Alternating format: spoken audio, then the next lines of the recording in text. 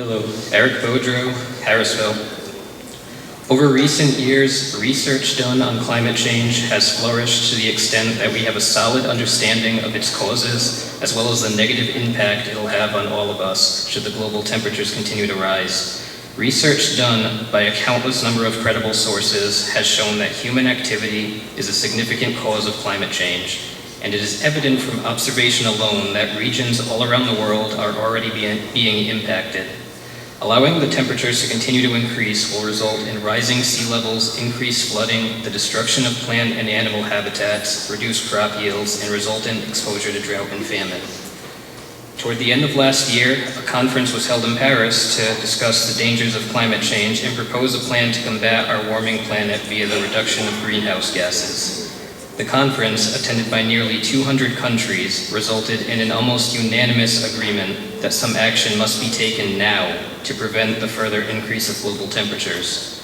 One of the greatest concerns was that of the world's heavy reliance on fossil fuels.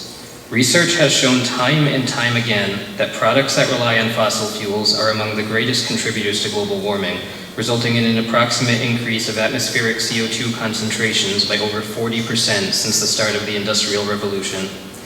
The CO2 from these products accounts for over 80% of the greenhouse emissions caused by human activity. Such facts lead to a conclusion that I would like to believe is rather obvious to some, that we must put an end to our reliance on fossil fuels and turn to renewable energy.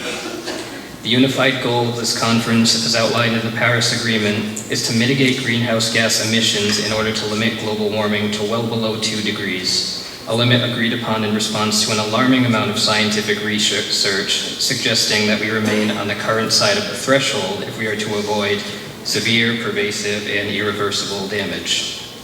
It's unbelievable to think anyone would build a power plant at this point in time and take countless steps backward. Our country is already one of the top producers of greenhouse gases, and it's therefore our responsibility to take extensive action to make the change. Many other countries have already adopted renewable energy, and the results are outstanding. Countries like Germany and Denmark have reported energy bills in the negatives due to the surplus of energy. That sounds like a far more efficient and safer choice. Allowing this plant to be built would be taking a large step in the wrong direction.